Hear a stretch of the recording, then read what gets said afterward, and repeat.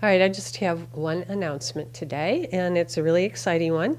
We are going to be referring to the commission for their ratification the appointment of Brian Cummerland as our new police chief.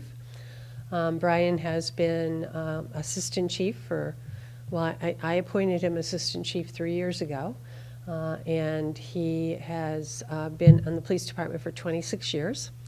I started out as a police officer and has had every job in between. You know, he was a police officer and worked in lots of homicide and motor officer and road patrol sergeant, community lieutenant, community policing lieutenant. He has a bachelor's degree from Florida State University and a master's degree in public administration from Florida Atlantic University. And we're excited to have him as our new police chief. How does he feel about it? Well, we were kidding with him today, saying, "Be careful what you ask for," you know. But he's excited. He has a great deal of loyalty to this police agency, and is really excited about having the opportunity to make it even a better place. So. And how long was he on the police force here? 26 years. 26 years. Yeah. And he Has to be approved by the commission? has to be ratified by the commission. It will go to the commission at our May 27th meeting, and it'll be official after that. But I am recommending to them that they ratify this. How many other candidates did you guys look at? Well, we looked at internal candidates, and because I felt strongly that this was a good time to keep it internal, and to continue the work that Chief DeMasi had started. So, but he was pretty much up there from the beginning. That was just an easier transition, choosing somebody internally than externally? Yeah, I think that a lot of great things have been going on in the police department with good leadership of Chief DeMasi, and Brian has been working very closely with the chief and has committed to continuing those initiatives and bringing them forward. I think the stability is good for the police force itself. I look forward to having him in that position.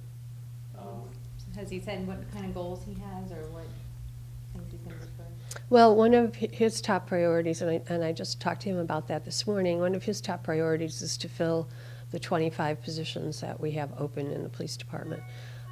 We want to make it whole, but we are very, very selective about who we choose. We had something like 150 applications at last go around, and we chose 4 people from that 150. So there's a really rigorous assessment that occurs before we hire somebody. So a priority is to make the police department whole with all of the officers that are budgeted for. And to continue on with the intelligence-led policing that Chief DeMasi started, continuing working closely with the neighborhoods. Chief Cummerland was instrumental in the development of the strategic plan, and of course he'll continue to move the strategic plan forward. So. I'm sorry, approximately how many new officers are you looking at? Do you know yet, or? Yeah, it's 24 or 25. I think it's 25, but it might be 24. You think that'll help? I think that's something that's needed, definitely. I'm sorry? You think that that's needed? Yeah, they're budgeted for. They're in the budget. Their positions are there. It's what we've always said we wanted our police force to look like. It's just a matter of finding the right people to move into those positions.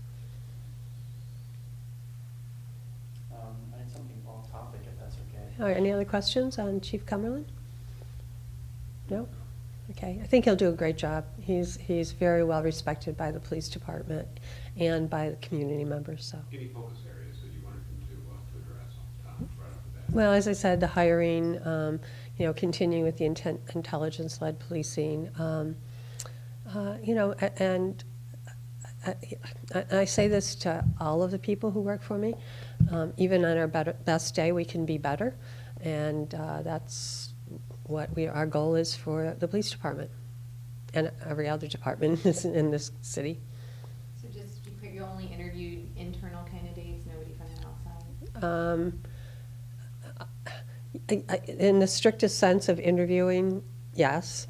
But I did talk to outside people. I reached out to a couple outside people just to chat with them.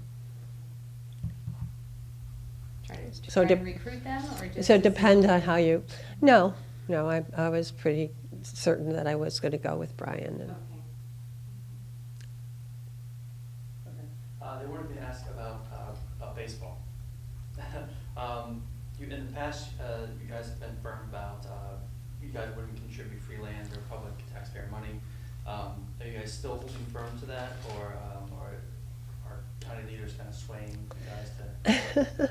Well, it's hard for me to talk about it because we're in the middle of negotiations, plus we have a confidentiality agreement. So we are still negotiating, and I really can't say much more than that. Can you, we had heard that there was gonna be a report from All Aboard Florida about the economic impact of the Right. station. Mhm. Have you heard any updates on that, or what might be happening? It's been postponed for a week, Oh, really? so I think it will be out next week sometime. Do you have any idea the scope of the report? Well, I think they're looking at jobs. They're looking at the economic impact of the station in terms of as being a catalyst for further development. But much beyond that, I don't know. Do you know if it's just West Palm Beach, or are they looking all over? I think they're looking across the system. Oh, okay. But I don't know that for sure, I assume that that's what they're gonna do. And do you know if it's All Aboard Florida that's doing the report, or if it's an independent I don't group? know. No? Okay. Do you know, Elliot? I don't. Okay, I don't. So, but it's been delayed a week? It you has. think? Okay, great. Do you have any thoughts on All Aboard Florida now, that there's been some, pushback from the northern region and Yeah. counties up north? Well, we continue to be supportive.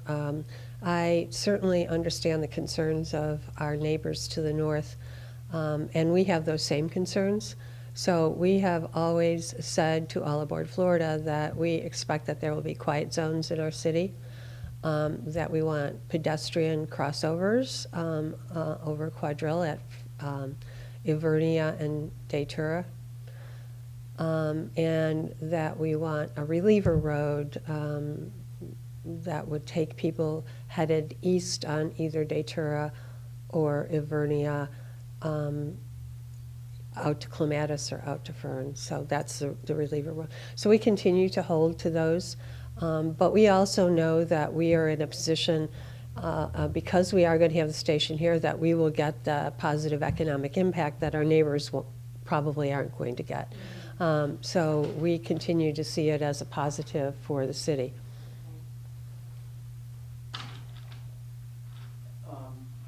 Back to the baseball, do you have any idea how long the negotiations might continue for? I don't. Okay.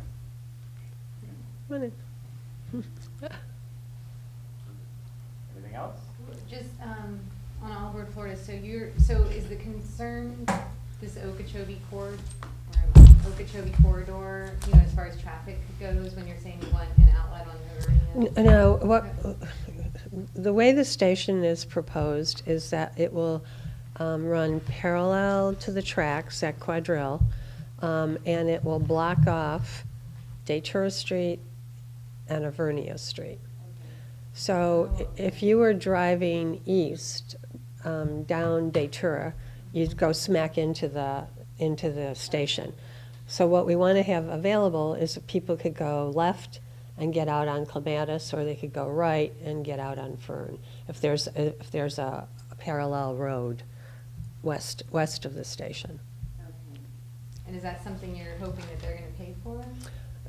We have, I just looked at a report. We have 6 items that we're asking them to attend to, and they have 6 items that they want from us. Okay. So we are negotiating. The other items have to do with landscaping and other things like that. So we're in the middle of a give and take. Any chance we can get a copy of that, the 6 things, the 6 and 6, the 12? Well, If you did a public information request, I'm sure you could. Anything else?